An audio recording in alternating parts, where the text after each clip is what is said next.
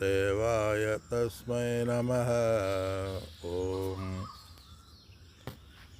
ஹரி ஓம். பகவத்கீதையினுடைய 6வது அத்தியாயமான தியான யோகத்தை நாம் பார்த்து வருகின்றோம். இந்த தியான யோகத்தில் பகவான் கிருஷ்ணர் நிதித்தியாசனத்தினுடைய பலனை கூறுகின்றார். தியான யோகத்தில் நிதித்தியாசனம் செய்பவர்களுடைய ஞானியினுடைய மனம் எப்படி இருக்கும், அவன் சூழ்நிலை இந்த உலகத்தை பார்க்கும் பொழுது அவன் எப்படி பார்ப்பான் என்று பகவான் இதில் கூறுகின்றார். அதாவது எல்லா இடத்திலும் ஆத்மாதான் இருக்கின்றது. ஆத்ம தத்துவத்தை எல்லாரிடத்திலும் பார்க்கின்றான் என்று பகவான் இதில் அந்த நிதித்தியாசனத்தினுடைய பலனை கூறுகின்றார். நிதித்தியாசனம்ங்கிறதுனா ஆத்ம தத்துவத்தை உணர்ந்தவன் சொல்றார். எவன் ஒருவன் நம்ம 28வது ஸ்லோகத்தில் பார்த்தோம். இந்த 28, 29, 30, 31, 32 வரலும் ஞானியினுடைய, அதாவது ஆத்ம ஞானத்தை அடைந்தவனுடைய திருஷ்டி, அவனுடைய பார்வை எப்படி இருக்கும் என்று பகவான் கூறுகின்றார். எல்லோரிடத்திலும் அந்த விவகாரத்திலும் கூட அந்த ஆத்ம தத்துவத்தையே அவன் பார்க்கின்றான். அதே அந்த இடத்துல சதாத்மானம்ங்கிறார். சதாத்மானம் அப்படின்னா தன்னை, சத ஆத்மானம், தன்னைனா என்னது, எப்பொழுதுமே சிந்தித்து கொண்டு இருப்பவன். சத் ஆத்மானம், தன்னை எப்பொழுதுமே அவன் என்ன செய்து கொண்டிருக்கிறான், இஞ்சன் நைவம், ஈடுபடுத்தி கொண்டு இருப்பவன். விகத கல்மஷாக, கல்மஷங்களை, விருப்பு வெறுப்பை அல்லது நாம ரூபத்தை, உடலை பார்க்கின்ற மனதை, அப்படிங்கிற அந்த கல்மஷம்னா உடல் பார்க்கின்ற மனதை சொல்றார். உடலை பார்க்கின்ற மனதையும் உடலையும் பார்க்கின்ற மனதை என்ன செய்கின்றான், உடலை மனதையும் பார்ப்பதில்லை. நான் கருப்பாக இருக்கின்றேன், நான் ஒல்லியாக இருக்கின்றேன், நான் இந்த ஜாதி என்று அவன் பார்ப்பதில்லை. எதனால் அவன் இந்த பார்வையை அடைந்தான்? பூர்வ ஜென்ம தர்ம தவத்தாலும் ஆச்சாரிய உபதேசத்தாலும் ஈஸ்வரனுடைய கிருபையாலும் அவன் துவைத பாவனையை நீக்கி அத்வைத ஸ்வரூபத்தை பார்க்கின்றான் அப்படின்னு பிரம்மகீதையில் வரும். அதுக்கு இந்த இடத்துல சொல்றார். அதனால் அந்த அத்வைத தத்துவங்கிறது பல ஜென்மங்களில் செய்த தபத்தினுடைய விளைவு. அதற்கு சில வாசனைகளை நாம் நீக்க வேண்டும். அந்த வாசனைகளை அனைத்தையும் நீக்கி இஞ்சன் நைவம், வேதாந்தத்தில் அத்வைத தத்துவத்தில் நிறைவேற்றி இருப்பவன். எந்த வாசனை?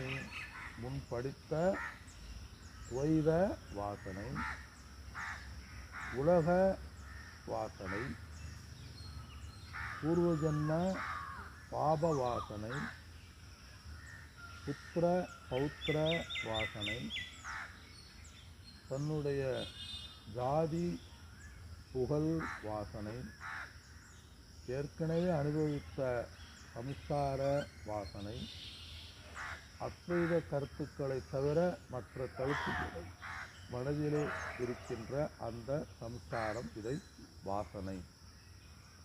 இந்த எல்லா வாசனைகளையும் நீக்கி அத்வைத கருத்துக்களுக்கு முதல் எதிரி வாசனை என்ன? துவைத வாசனை. அந்த துவைதத்தில் நம்ம, அந்த சம்ஸ்காரத்தில் நம்ம இருக்கிறது துவைத வாசனை. எல்லா வாசனைகளையும் அவன் நீக்கி எந்த வாசனை இருப்பவன்? அத்வைத தத்துவத்தில் நிறைவேற்றி இருப்பவன். சாஸ்திர நம்ம சொல்லலாம் சாஸ்திர வாசனைகளில் அவன் இருப்பவன். எதனால் அவன் சாஸ்திர வாசனைகளை இருக்கிறான்? பிரம்மபூதம். எல்லா ஸ்பர்சங்களையும் நீக்கி பிரம்ம வாசனையில் இருப்பவன் சொல்லலாம். நம்ம பிரம்மபூதம்னா என்ன? எல்லோரிடத்திலும் பிரம்ம அகம் பிரம்மஹ அஸ்மி, வேறுபாடு அற்ற பிரம்மமாகவே யான் இருக்கின்றானோ அது அந்த இருக்கிறார். பிரம்மமாகவே இருக்கின்ற ஒருவனும் இவ்விதமாய் மேற்கொள்ள விஷயத்தில் ஆத்மானம் அந்த கரணத்தில் முழுவதும் ஈடுபட்டு கொண்டு இருப்பன். பிரம்ம சொரூபவன் நானே பிரம்மம் என்று உணர்கின்றான். நானே பூரணமானவன் என்று உணர்கின்றான். இவனிடத்தில் என்ன இல்லை? எந்த விதமான நான் உடல் மனம் என்கின்ற வேறுபாடானது இவனிடத்தில் இல்லை. அதே இந்த இடத்துல சொல்றார். 23 32 வரலும் சர்வபூ நம்ம பார்ப்போம். 29 போன வட்டம் முடித்தோம். 28 பார்த்தோம். இன்று நாம் 29வது ஸ்லோகத்தில் நாம் நுழைகின்றோம். சர்வபூதஸ்ததாத்மானம் சர்வபூதஸ்ததாத்மானம் சர்வபூதானி ஆத்மனே சர்வபூதானி ஆத்மனே ஈக்ஷதே யோகயுக்தாத்மா ஈக்ஷதே யோகயுக்தாத்மா சர்வத்ர சமதர்சனஹ சர்வத்ர சமதர்சனஹ. 23 32 முக்கியமான ஒரு ஸ்லோகம் வருது. இதில் 23 32 இவனுடைய நான் சொன்னேன் அல்லவா 27வது ஸ்லோகத்தினுடைய படி 28 ஸ்லோகத்தின்படி இருப்பவனுடைய ஞானியினுடைய மனநிலையை பகவான் சொல்கிறார். இது இப்போ நம்ம பார்க்கறது உபனிஷத்தில் வர்ற வார்த்தை. அந்த உபனிஷத்தில் வர்ற வார்த்தையை அப்படியே பகவான் எடுத்து இதில் சொல்கிறார். ஞானியானவன் ஆத்ம ஞானத்தை அடைந்தவன் மற்றவர்களை பார்க்கும் பொழுது அவன் எப்படி பார்க்கின்றான் என்றால் இந்த ஸ்லோகத்தின் அர்த்தம் எல்லாவற்றையும் பார்க்கும் பொழுது அவன் அதிஷ்டானத்தை பார்க்கின்றான். அது என்னுடைய சாரம். இந்த ஸ்லோகத்துக்குள்ளே போனால் சர்வபூதக சர்வபூதஸ்த ஆத்மானம் சர்வபூதஸ்தகன நிலைத்து இருப்பவன் எல்லாருடைய உயிர்களிலும் சர்வபூதகன எல்லா ஜீவராசிகளும் அவன் பிரம்மபூதமாக ஆகிவிட்டான். ஆத்மபூதமாக அவன் ஆகிவிட்டான். ஆத்மபூதஸ்தக ஆத்மாவில் நிறைவேற்றி இருப்பவன் சர்வபூதஸ்தக ஆத்மானம். இது வருது. இந்த இடத்துல ஆத்மானம்னா தன்னை. ஆத்மானம் இந்த இடத்துல அது தன்னை. சர்வபூதவ எல்லா ஜீவராசிகளினுடைய இடத்திலும் தன்னை எல்லா ஜீவராசிகளுடைய இடத்திலும் ஆத்மானம்னா தன்னை. சர்வபூத எல்லா ஜீவராசிகளிடத்திலும் தன்னை. ஆத்மானம்னா அந்த இடத்துல தன்னைன்னு அர்த்தம். தன்னைனா ஆத்ம தத்துவத்தில் நிலைபெற்று இருப்பவன். சர்வபூதானி ஆத்மனி எல்லா ஜீவராசிகளையும் ஆத்மனி தன்னிடத்தில் அவன் என்ன செய்கின்றான்? ஈச்சதை 2வது வரி பார்க்கின்றான். தன்னை எல்லா ஜீவராசிகளிடத்திலும் தன்னிடத்தில் எல்லா ஜீவராசிகளையும் பார்க்கின்றான் சொல்றார். இது அர்த்தம் என்ன? மற்றவர்களை பார்க்கும்போது நானே அவர்களிடத்தில் இருக்கின்றேன். 2வது என்னிடத்தில் எல்லா ஜீவராசிகளும் இருக்கின்றது. அது என்னுடைய தத்துவம். முதல் வரியினுடைய தத்துவம். பார்க்கும் இடமெங்கும் நிச்சமர வேகின்ற பரிபூரண ஆத்மானந்தமே, ஆத்மஸ்வரூபமே. இது இந்த இடத்துல அர்த்தம். காக்கை சிலையினிலே நந்தலாலா, காயிலே புளிப்பதென்ன நந்தலாலா. கோவிலில் பார்த்தாங்கல்ல, எல்லா இடத்திலும் கிருஷ்ணரை பார்த்தார். ராமகிருஷ்ண பரமஹம்சர் எல்லா இடத்திலும் அன்னை காளியை, தட்சிணை காளியை பார்த்தார். தட்சிணேஸ்வரத்தில் இருக்கின்ற தவம் செய்து காளியை பார்த்தார். இந்த இடத்துல எல்லாம் சைவாலில் கூட சொல்கிறாங்கல்ல, எல்லோரிடத்திலும் அந்த ஈஸ்வரையே பார்ப்பது. எவ்வளவு சிந்தி பாமார் ஈஸ்வரான்னு சாமி சொல்வார். எல்லாமே ஈஸ்வரனுடைய சுரூபம் என்று பார்ப்பவன். அது இந்த இடத்துல சொல்றார். அதம் பிரம்மக அஸ்மி சொல்றார். நானே ஆத்மாவாக பிரம்மமாக இருக்கின்றேன். ஆத்மானால் ஒன்றுதான். நானே, என்னுடைய தெய்வமே எல்லா இடத்திலும் இருக்கின்றன. முருகன், நானே முருக பெருமானாக இருக்கின்றேன். எல்லோரிடத்திலும் அந்த முருகப்பெருமானை பார்க்கின்றேன். ஆத்மானால் ஒன்றுமே. இறைவனுடைய பேர் முருகன், காளி, சிவன், விஷ்ணு.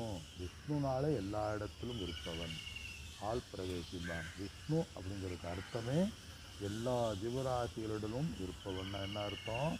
அப்போ எங்கே நான் நெட்டையாக இருக்கனே, நான் கருப்பாக இருக்கனே, நான் கவலையாக இருக்கனே, நான் ஒல்லியாக இருக்கனே, என்னிடத்தில் எப்படி இருப்பா அப்படிங்கிறது இருக்கக்கூடாது. அதே அந்த இடத்துல 2வது வரியில் சொல்கிறாரு, சர்வ தரிசனக சமதரிசனக. சமதரிசன என்னாக? பிரம்ம தரிசனக, ஆத்ம தரிசனக. சரீர மன தரிசனம் இல்லை. நமக்கு ஒரு எப்படி எல்லா இடத்துலையும் எப்படி பார்க்கறது? அவர் குணம் சரியில்லையே, அவருடைய பழக்க வழக்கங்கள் சரியில்லையே. அப்போ எல்லாமே சமமாக பார்த்தோம்னா இந்த இடத்துல அந்த உடலையும் மனதையும் அப்பாற்பட்ட ஆத்ம சுரூபத்தினுடைய அடிப்படையில் எவனொருவன் சமமாக பார்க்கின்றானோ அது என்னுடைய சாரம். அந்த ஆத்ம தத்துவத்தில் யார் சமமாக பார்க்கிறார்களோ அது இந்த இடத்துடைய பொருள். நானே ஆத்மாவாக இருக்கின்றேன். எப்படி அப்படின்னா சில சாஸ்திரங்களில் சொல்கிற உதாரணம், இந்த இடத்துல அந்த ஒரு உடல் மனம்ங்கிற அடிப்படையில் பார்க்காம அந்த பிரம்ம தரிசனத்தை பார்த்தல். இது நிதித்தியாசனத்துடைய ஒரு உயர்ந்த நிலை. இந்த நிலை வர்றதுக்கு என்ன செய்யணும்? விஞ்சன்னைவ சதாத்மானம். எப்பொழுதுமே அவன் ஆத்ம சிந்தனையிலேயே எவனுடைய மனமானது இருக்கின்றதோ அந்த மனம். கடல் அலை. கடல்ல என்ன இருக்கின்றது? நீர் இருக்கின்றது. அலை சின்ன அலை, பெரிய அலை. அந்த அலையில, சின்ன அலையில, பெரிய அலையில என்ன இருக்கின்றது? நீர் இருக்கின்றது. அலைகளையும் கடலையும் பார்க்காமல் அந்த அலைகளுக்குள்ளும், சின்ன அலைகளுக்குள்ளும், பெரிய அலைகளுக்குள்ளும், கடல்ங்கிற ஒரு அலைகளுக்குள்ளும் என்ன இருக்கின்றது? நீரை பார்க்கின்றான். அது சம தரிசனக. சம தரிசனம் என்னது? தத்துவ தரிசனக. சின்ன அலை பெரிய அலைக்கு உபதேசம் செய்கின்றது. அந்த பெரிய அலை சின்ன அலையை குருவாக, சிஷியனாக ஏற்றுக்கொள்கின்றது.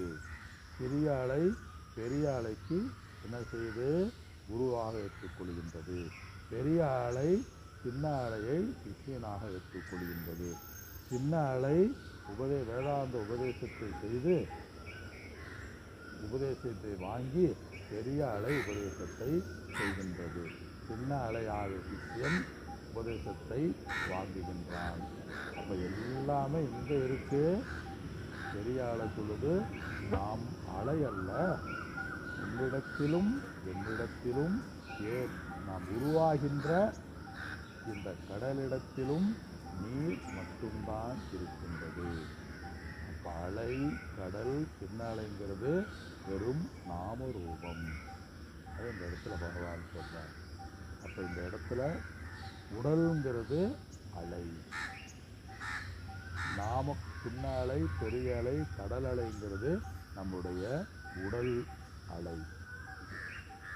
மனம் எடுத்துக்கொள்ளலாம். நீருங்கிறது என்ன? ஆத்மா. ஆத்மாவாகிய நான் உன்னிடத்தில் நீர் எப்படி நிறைந்து நீர்தான் இருக்கின்றதோ அதுபோல நீர் எல்லா இடத்துலையும் நீர் அப்படிங்கிறத விட நீர் தான் இருக்கின்றது, தண்ணீர் தான் இருக்கின்றது. தண்ணீரை தவிர கடலில் வேறு எதுவும் இல்லை. அப்போ மற்ற அலைகள், சின்ன அலை, பெரிய அலை, சூறாவளி, இதெல்லாம் என்ன? அது வெறும் நாம ரூபம். அப்படி பார்ப்பவன் ஈச்சதே, அப்படி பார்க்கின்றான். யார் இவன்? யோக யுக்தாத்மா. யோக யுக்தாத்மான இந்த இடத்துல யோகத்தில் நிலை பெற்று இருக்கின்றான். எந்த யோகத்தில்? அவன் யோக ஞானி. அதன் சொல்லுவுள் பிரம்மஸ்வரூபத்தில் அவன் நிலை பெற்று இருக்கின்றது யோக யுக்தாத்மா. மீதியை நாம் அடுத்த வகுப்பில் சிந்திப்போம். அனைவருக்கும் என்னுடைய வணக்கங்கள். ராமானந்த மகாராஜ் ஒரு நமஸ்காரம். அறிவ மகாராஜ் நமஸ்காரம். நல்லது நல்லது நல்லது. ஓம்.